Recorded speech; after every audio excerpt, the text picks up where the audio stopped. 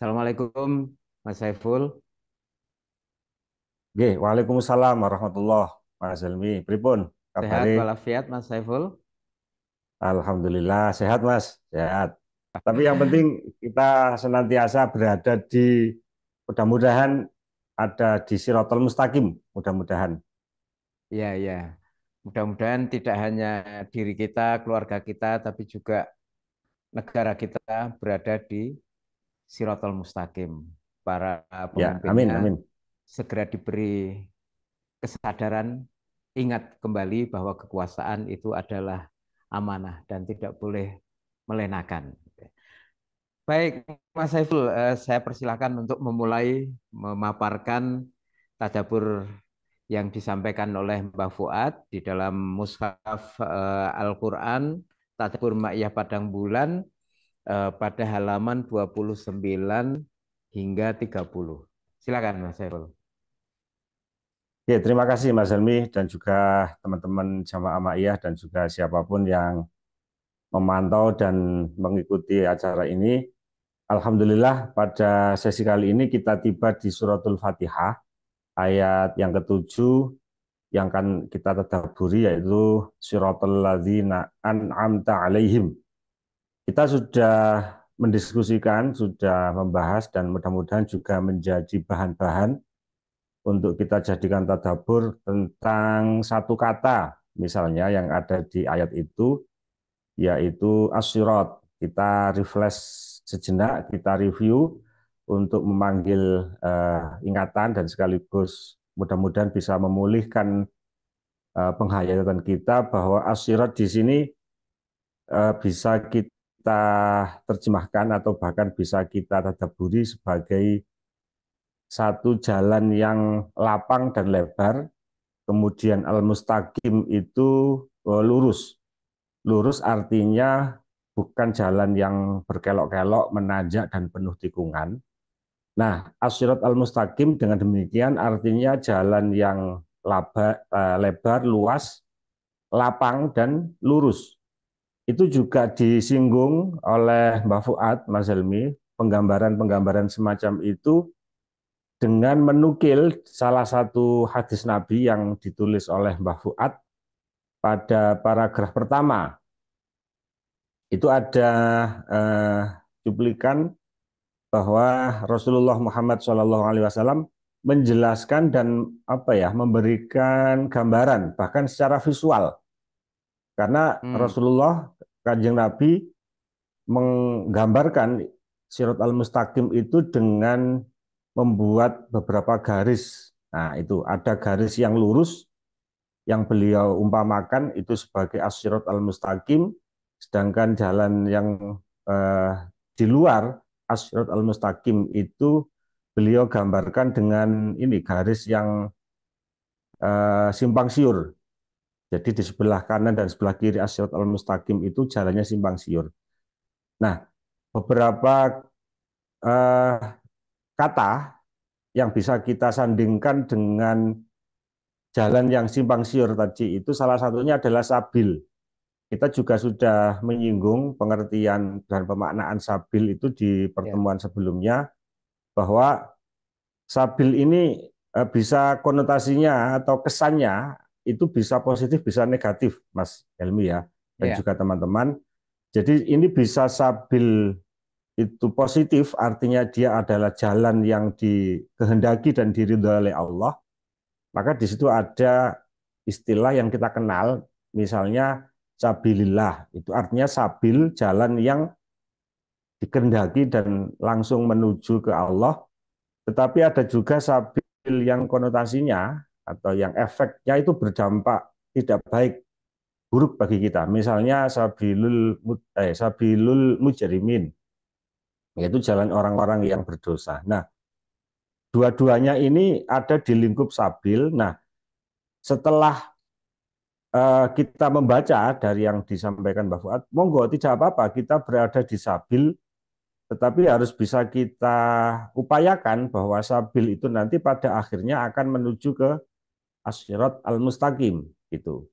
Nah, di paragraf pertama ini Mbak Fuad sudah memberikan gambaran yang cukup jelas dengan menukil hadis Nabi tadi bahwa as-sirat al-mustaqim ini ternyata memang jalan yang benar-benar lapang, luas dan lurus. Sedangkan Hmm. sabil iki jalannya ruwet, ruwet, mundeli bahkan iso ngarai awake dhewe kesasar karena ada banyak sekali jalan-jalan kecil, tikungan-tikungan yang nggak jelas.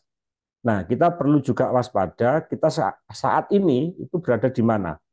Jangan-jangan Hmm. kita justru berada di sabil dengan kepercayaan diri yang sangat tinggi sehingga justru malah tidak membawa kita kepada as-sirat al-mustaqim, tapi malah membuat kita jauh masuk ke lorong-lorong jalan sempit yang nggak jelas akan kemana dan akan berakhir di tujuan apa. Nah, kayaknya Mas Helmi, pertengkaran-pertengkaran, debat, diskusi, pro kontra klaim antar satu kebenaran dengan kebenaran yang lain, ini juga perlu kita waspadai. Jangan-jangan itu semua adalah sabil-sabil yang sengaja dijebakkan pada diri kita, atau malah kita Hmm. juga malah terjebak di sabil-sabil itu, sehingga klaim-klaim kebenaran otoritatif bahwa saya lah yang benar dan Anda salah, kelompok saya yang benar, kelompok Anda pasti salah. Ini jangan-jangan juga sebakan dari Sabilus Sayatin. Hmm. Jadi Ya, ya, ya. jalan-jalan yang ditebarkan oleh para syaitan untuk menghalangi kita tidak tiba di As-Sirat Al-Mustaqim. Demikian Mas Hmm. Helmi, satu apa ya paparan pembuka untuk nanti kita lanjutkan dengan beberapa pembahasan yang lebih dalam dan mendetail. Ya, apa yang Mas Saiful sampaikan tadi tentang pentingnya kita waspada, jangan sampai kita ini terjebak, terperosok dalam keadaan di mana satu sama lain di antara kita itu merasa benar sendiri, merasa paling soheh pendapatnya atau pandangannya, sehingga kalau ini dikaitkan lebih jauh dengan misalnya konsep ukhuwah Islam ya, maka keadaan yang demikian itu bisa menjadi penghalang yang sangat kuat untuk kita menciptakan ukhuwah itu jadi terkendala, jadi malah malah menjauh dari nilai-nilai ukhuwah. Padahal itu yang sebenarnya kita butuhkan sebagai etika sosial di dalam kita hidup bermasyarakat atau hidup berbarengan dengan banyak orang. Nah, Mas Saiful, seperti yang disampaikan Mbah Fuad di dalam tadabbur surat Fatihah ayat ke-7, ini sebenarnya kan penjelasan tentang apa yang dimaksud dengan Sirotol Mustaqim. Dan itu kalau kita urai, kita perhatikan, itu Allah memberikan tiga komponen penjelasan. Yang disebut Sirotol Mustaqim itu adalah jalan yang lurus, itu adalah jalannya orang-orang yang telah diberi nikmat oleh Allah. Telah engkau beri nikmat, an'amta alaihim, kemudian keterangan berikutnya bukan jalan mereka yang dimurkai, terus ketiga, keterangan yang ketiga, dan bukan jalan mereka yang sesat. Nah, ini kita fokus kepada bagian yang pertama ini. Pertanyaan saya adalah, eh, siapa yang diberi nikmat di dalam ayat ini, yang diberi nikmat oleh Allah ini menunjuk ke siapa?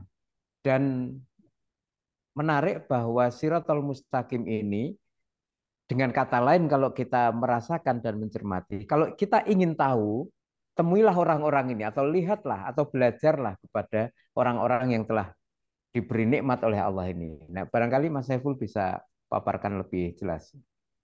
Oke, Mas Helmi, untuk keterangan dan bagaimana kita bisa mengambil pengertian dari As-Sirat Al-Mustaqim itu dijelaskan memang oleh Allah salah satu komponen atau indikator ya yang tepat, indikator yang disebut sebagai As-Sirat Al-Mustaqim adalah dijelaskan pada kalimat sesudahnya, yaitu Siratal ladzina an'amta. Jadi jalan yang Allah memberikan nikmat kepada kita. Nah, di situ ada satu kata yang perlu kita pahami, ada kata nikmat. Nah, Hmm, nikmat ini eh, bisa kita maknai secara denotatif sesuai makna dasarnya, atau ya. bisa pula kita maknai secara konotatif, ya sesuai dengan Hmm, imajinasi, kepentingan, pamrih, atau apalagi ya, ya semua hal yang sifatnya subjektif. Tetapi Ya. mohon diingat, makna-makna konotatif ini biasanya bersifat dinamis dan cenderung untuk meninggalkan makna denotatif atau makna dasar dari kata itu. Nah, Hmm. apa makna denotatif ya? Makna denotasi dari kata nikmat ini, beberapa pakar ulama termasuk para orang-orang yang ahli menafsirkan Al-Qur'an itu memberikan pemaknaan nikmat ini pemberian dari Allah yang asalnya itu kita tidak punya, kita menjadi punya. Yang Hmm. sebelumnya kita tidak ada atau nikmat itu tidak hadir dalam diri kita, kemudian diadakan dan dihadirkan oleh Allah. Itu bentuknya bisa macam-macam, apa saja. Jadi itu makna dasar. Dari tidak ada menjadi ada, dari tidak punya menjadi punya, dari tidak faham menjadi faham, dari tidak mengerti menjadi mengerti, yang semua itu efeknya itu bagus dan positif bagi kehidupan kita. Hmm. Nah, jika kita merujuk pada makna dasar itu, maka sesungguhnya keberadaan kita, kehadiran kita di dunia ini pada dasarnya merupakan nikmat yang sangat luar biasa yang diberikan oleh Allah kepada kita. Bagaimana hal itu kita jelaskan? Kita kan tidak ada sebelumnya, kita kan makhluk itu dari tidak ada, kemudian diadakan sehingga menjadi ada, dan kelak dia akan menjadi tiada lagi. Satu-satunya yang ada dan maha ada selamanya, wal awalu al akhiru itu kan hanya Allah. Sehingga Allah lah yang berhak dan bisa mengadakan kita dari ketiadaan menuju ke keadaan. Nah, dari kita tidak ada menjadi ada, dari kita tidak pernah mengerti dan akan mengalami konsep kehidupan di dunia, kemudian Allah meletakkan kita dalam satu kehidupan di dunia, itu kan prinsipnya dari tidak ada menjadi ada. Itu sesungguhnya juga satu rangkaian nikmat yang sangat besar. Jadi Hmm. secara ringkas pada dasarnya adanya kita di dunia ini loh Mas, itu juga Ya. satu nikmat yang sangat besar yang diberikan oleh Allah. Nah, Hmm. ternyata begitu kita sudah ada hadir di dunia, maka kita kemudian membuat versi-versi baru, versi-versi nikmat menurut kita sendiri. Nah, sehingga kita lepas dari makna dasar atau makna denotasi dari nikmat itu. Nah, nikmat yang paling besar, yang kedua, setelah adanya kita di dunia, itu ternyata juga oleh Allah kita diberi potensi untuk mampu mengenal siapa dan bagaimana Allah itu. Itu yang Hmm. disebut sebagai nikmat iman. Dan iman ini sejalan satu paket dengan petunjuk-petunjuk yang diberikan oleh Allah melalui Ya. Islam. Sebagaimana Rasulullah SAW diturunkan untuk memandu kita. Ini satu nikmat yang juga sangat besar yang mungkin sering tidak kita sadari dan mungkin dianggap sebagai sesuatu yang alah apa wong agama kok ya nikmat gitu kan. Karena apa? Karena kita sudah membangun persepsi untuk menemukan versi-versi nikmat menurut kita sendiri. Bagi mereka yang haus kekuasaan, nikmat adalah ketika mereka bisa mencapai puncak kekuasaan. Ketika sudah berkuasa, nikmat adalah berusaha untuk melanggengkan, mempertahankan kekuasaan itu entah sampai kapan. Pokoknya dia harus yang berkuasa, karena versi nikmat menurut dia adalah langgengnya kekuasaan. Nikmat orang yang ingin dimuliakan adalah ketika dia merasa bahwa orang lain sedang memuliakan dirinya, maka diupayakan cara, trik, branding, imaging, dan seterusnya supaya orang lain mau memuliakan dirinya. Nah, Hmm. pertanyaannya adalah, apakah memang benar nikmat semacam itu yang dikehendaki oleh Allah? Karena pada dasarnya nikmat yang dikehendaki dan ada dalam suratul Fatihah ayat ke-7, siratal ladzina an'amta itu rujukannya, parameternya atau indikatornya bukan kuantitas nikmat itu, tetapi kualitas. Karena harus diukur dan dipandu oleh nilai-nilai iman dan Islam. Artinya bukan seberapa besar nikmat kita, seberapa kaya kita, bukan seberapa berkuasanya kita, tetapi pertimbangannya harus pertimbangan yang bersifat kualitatif. Hmm. Sekuat apa kekuasaan kita kalau tidak dipandu oleh kualitas nilai-nilai iman dan Islam, artinya nikmat itu justru menjadi bencana. Kalau nikmat itu nun ain mim, kalau nikmah nun kof mim, itu justru akan menghadirkan bencana, karena bencana atau nikmah itu adalah ketika nilai-nilai kualitatif yang memandu pemberian nikmat itu diabaikan, disembronokan, dan tidak dijadikan panduan untuk mengelola nikmat itu, sehingga yang terjadi bukan nikmat tetapi nikmah. Nah, Hmm. an'amta di sini yang dikehendaki atau yang kita mohonkan kepada Allah adalah nikmat yang bersifat kualitatif karena dipandu oleh nilai-nilai kesadaran iman dan Islam. Kira-kira begitu, Mas Helmi. Ini menarik apa yang Mas Saiful tadi sampaikan bahwa nikmat itu ada beberapa pengertian dan yang paling terutama di garis bawahi Mas Saiful tadi kan nikmat kualitatif. Jadi bukan bukan nikmat yang kita definisikan sendiri sesuai dengan mau dan kepentingan kita. Misalnya apa yang disebut kita nikmat itu adalah apabila kita bisa menduduki kekuasaan berlama-lama dan seterusnya. Padahal bukan itu yang eh, seharusnya, yaitu nikmat kualitatif yang nilainya itu ditentukan oleh panduan dari Allah Subhanahu wa taala, ditentukan dalam panduan agama Islam dan lain sebagainya.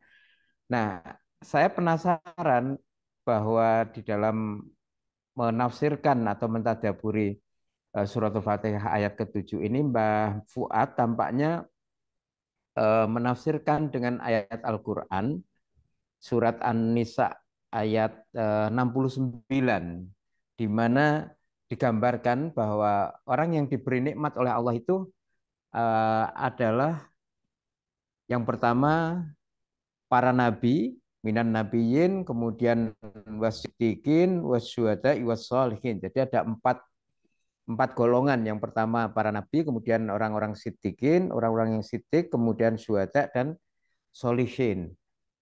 Secara sekilas saja, kalau kita mendengar nama-nama itu, mungkin kita nggak membayangkan kata nikmat itu apa namanya bertautan dengan empat golongan ini. Karena kalau kita lihat misalnya para nabi, orang-orang sidik dan orang-orang apa namanya syuhada solihin ini kan orang-orang yang memanggul beban tugas, memanggul apa namanya amanah perjuangan. Jadi bayangan saya mungkin ya berat tugasnya. Jadi bukan kenikmatan dalam tanda petik seperti yang sehari-hari kita pahami, tapi menarik bahwa Allah menggunakan kata an'amta yang ditujukan pada empat golongan ini. Nah, barangkali Mas Saiful bisa merelasikan pemaknaan dalam hal ini. Oke, terima kasih Mas Helmi. Eh, di paragraf yang itu ya Mas, di paragraf kedua ya kalau nggak salah, Kedua, iya betul. ya di paragraf kedua itu Mbak Fuad menyebut para nabi, para eh, sidikin, para syuhada Sidikin, dan ya dan sebagainya. minan nabiyyin wasiddiqin wasyuhada wassalihin. Oke. Ya. Nanti sebelum kita sampai eh, menyinggung dan menghubungkan, mempertemukan nikmat dengan empat komponen para manusia-manusia berkualitas yang disebut oleh Allah itu, coba kita lebih mendalami dan sekaligus apa ya, muhasabah, mengkritisi diri kita maupun mengkritisi kondisi yang ada di sekitar kita. Karena parameter nikmat ini ukurannya selain dia bisa bersifat individual atau personal, ini juga perlu kita tentukan, kita lihat secara komunal, bagaimana masyarakat kita hidup, bagaimana lingkungan terdekat kita menjalankan kehidupan, bahkan sampai di lingkup yang paling yang luas lagi, misalnya tentang kehidupan berbangsa dan bernegara. Walaupun nanti kita juga nggak akan jauh-jauh sampai ke sana, tetapi Ya. perlu satu apa ya kesadaran bagi kita untuk kembali mengingat apa yang sudah pernah dan sering disampaikan oleh Mbak Nun, misalnya ini ada surat Ali Imran ayat 103 itu yang sering juga dikemukakan oleh Mbak Nun, wa'tasimu bihablillahi jami'an wala tafarraqu. Nah, itu satu ayat di mana kata nikmat itu disebutkan di sana. Hmm. Wadhkuru ni'matallahi alaikum dan seterusnya. Ada satu kondisi ketika Allah memberikan nikmat itu pada satu kaum atau pada satu komunitas masyarakat atau siapapun ya, bisa bangsa dan seterusnya, ketika Allah langsung memberikan perintah untuk supaya kita tidak saling bercerai-berai.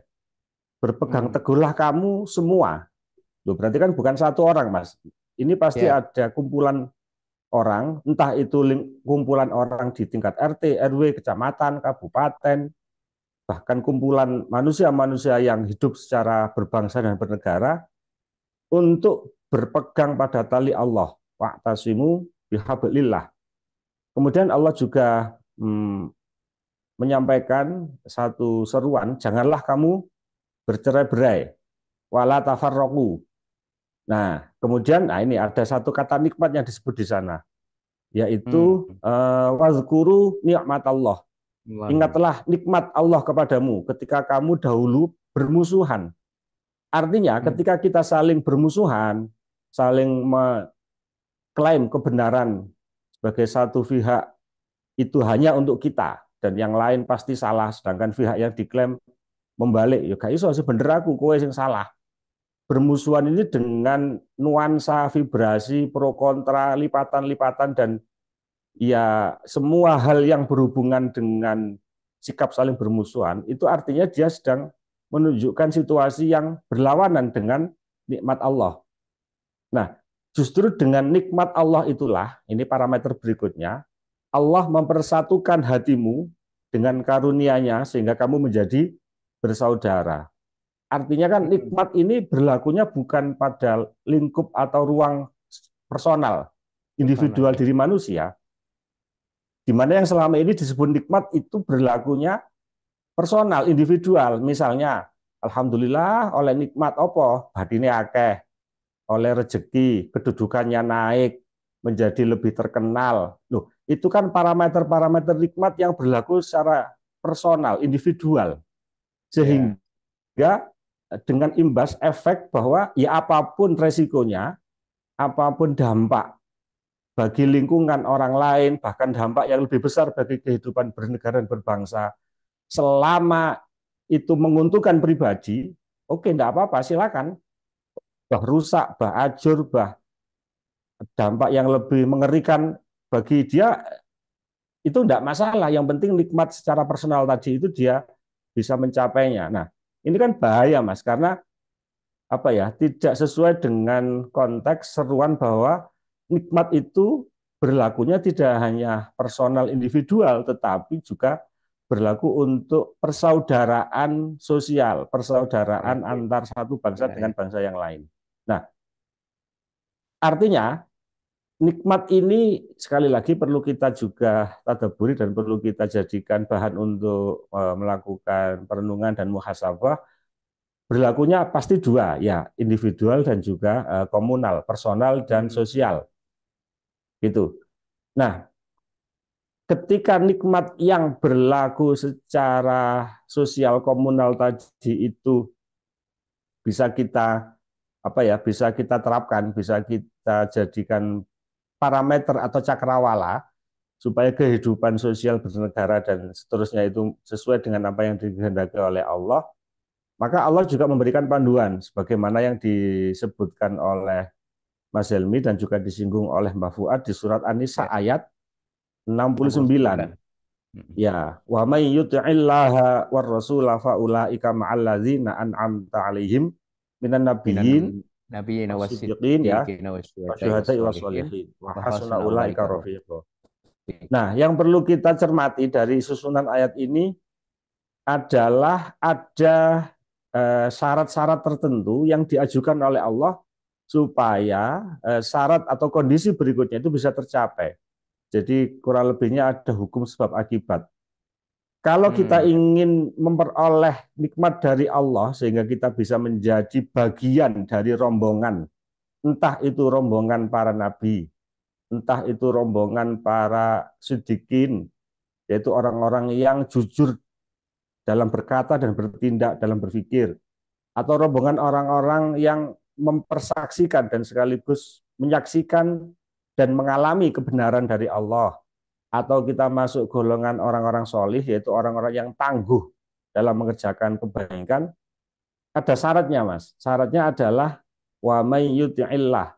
Syaratnya adalah taat kepada Allah dan taat kepada Rasul Allah. Rasul.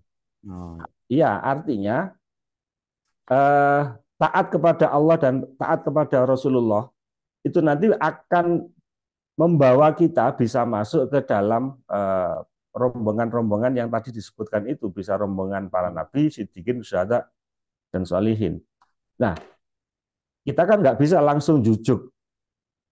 Artinya kita perlu mengkondisikan, melakukan atmosfering, menciptakan kondisi suasana bagaimana kita bisa memenuhi syarat yang pertama, memenuhi sebab yang pertama, yaitu taat kepada Allah dan Rasul, supaya nikmat yang diberikan kepada kita itu bisa nanti masuk menjadi kategori nikmat yang juga diberikan oleh Allah kepada para nabi, siddiqin, syuhada, dan sholihin. Jadi titik poin atau fokus utamanya adalah apakah kita selama ini sudah taat kepada Allah dan Rasulnya. Taat di sini pasti konteksnya luas, dimensi dan ruang lingkupnya juga luas, entah dalam skup pribadi maupun skup sosial misalnya, atau dalam skup yang lebih luas lagi dalam menata bagaimana kita berbangsa dan bernegara. Apakah itu sudah kita kelola dengan cara mentaati Allah dan Rasulullah, atau malah justru sebaliknya? Kalau iya, dengan upaya-upaya yang bisa kita laksanakan, yang bisa kita ikhtiarkan, ya mudah-mudahan kita bisa menjadi salah satu dari empat rombongan yang disebutkan oleh Allah tadi itu. Jadi intinya, an'amta di sini satu, parameternya bersifat kualitatif, bukan kuantitatif. Maka ketika Allah eh, membimbing kita untuk memohon rezeki, itu Allah pertama yang kita mohonkan adalah rezeki yang halal, rizkon halalan. Itu kan pertimbangan kualitas, Mas, bukan pertimbangan Hmm. kuantitas. Ya. Titik neng nek berkualitas halal itu pasti lebih bagus daripada banyak secara kuantitasnya, tetapi parameter kualitasnya rusak, entah itu rezeki yang haram, rezeki yang subhat. Nah, selama ini monggo kita koreksi, kita lihat kondisi kita dan kondisi lingkungan kita, apakah menggunakan parameter kualitatif atau parameter kuantitatif. Demikian, Mas Helmi. Terima kasih Mas Saiful. Jadi ihdinas siratal mustaqim siratal ladzina an'amta alaihim al-ayah ini kalau kita baca dari satu segi sebenarnya Allah itu memberikan eh, apa kemudahan. Jadi kalau kita berdoa kepada Allah meminta jalan yang lurus atau siratal mustaqim, tapi siratal mustaqimnya itu sendiri seperti dikandung di dalam Al-Fatihah itu diberi rujukan. Artinya kalau kita ingin tahu siratal mustaqim itu kayak apa, itu di sini dijelaskan bahwa itu adalah kalau ingin kita tahu, lihatlah orang-orang yang telah mendapatkan nikmat dari Allah itu. Yang dikaitkan dengan surat An-Nisa ayat 69, kita melihat ada 4 jenis orang yang mendapatkan nikmat dari Allah, yaitu para nabi, kemudian siddiqin, syuhada, dan solihin. Mungkin tidak kita singgung keseluruhan karena terbatasnya waktu, kita jujuk ke solihin misalnya.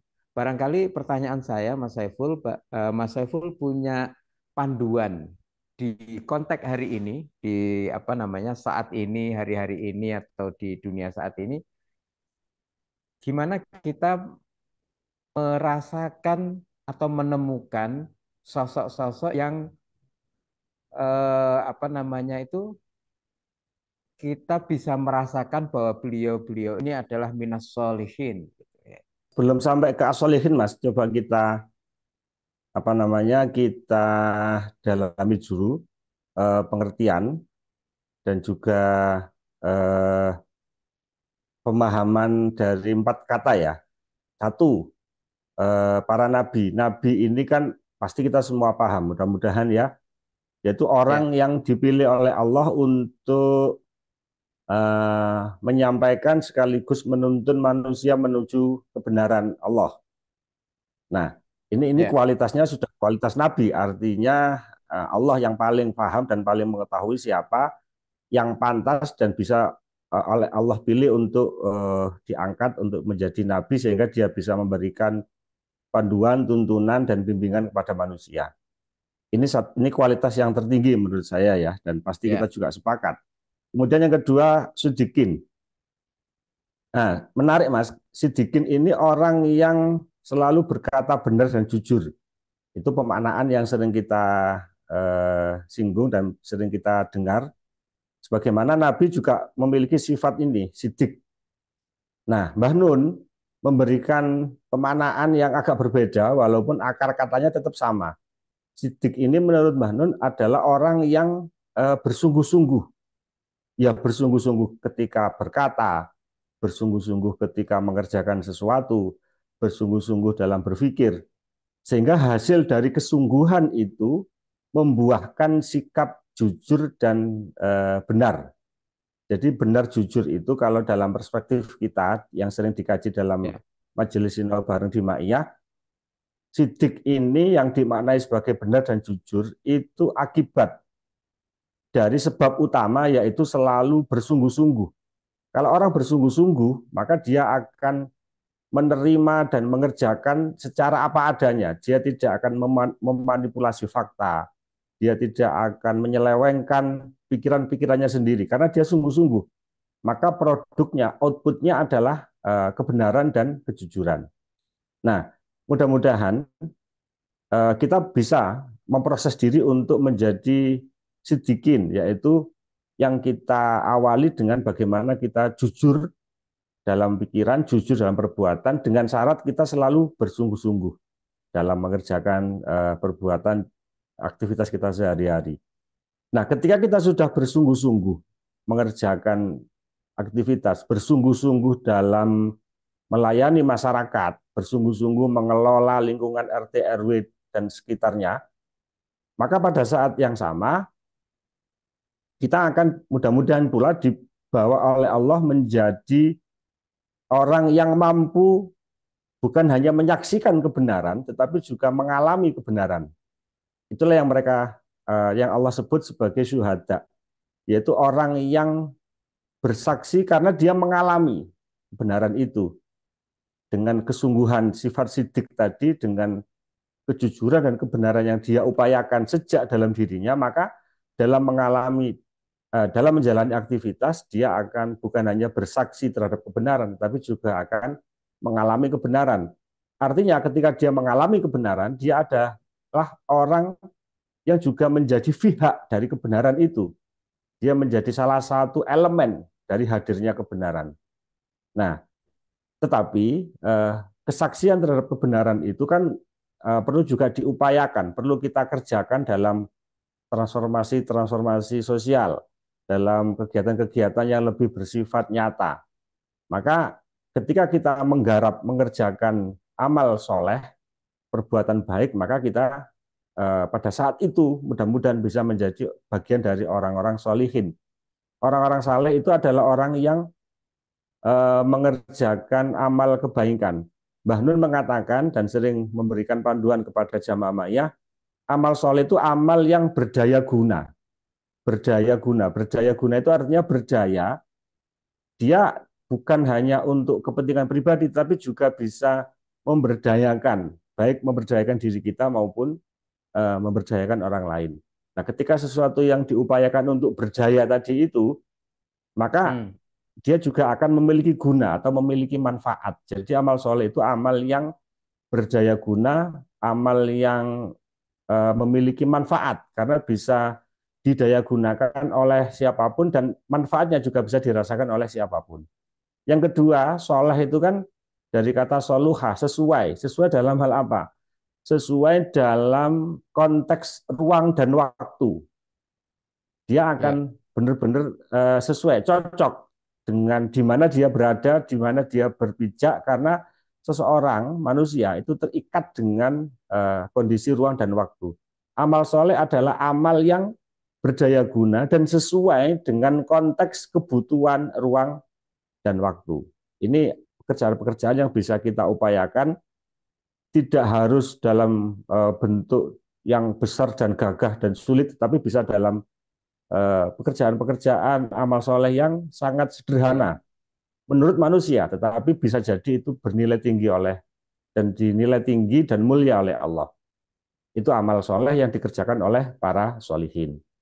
Nah, nikmat adalah ketika kita bisa, kalaupun tidak semua keempat kualitas itu, paling tidak kita bisa, ya apa Mas ya, mengupayakan untuk tadi itu beramal soleh atau menjadi saksi dari kebenaran dan sekaligus kita menjadi bagian dari kebenaran, atau paling tidak kita Bismillah nawaitu niat ingsun ngelakoni pekerjaan dengan sungguh-sungguh sehingga outputnya adalah kebenaran dan kejujuran, yang semua itu atas panduan dari para nabi, khususnya panduan dari Nabi Muhammad ya. SAW. Ngaten Mas Helmi.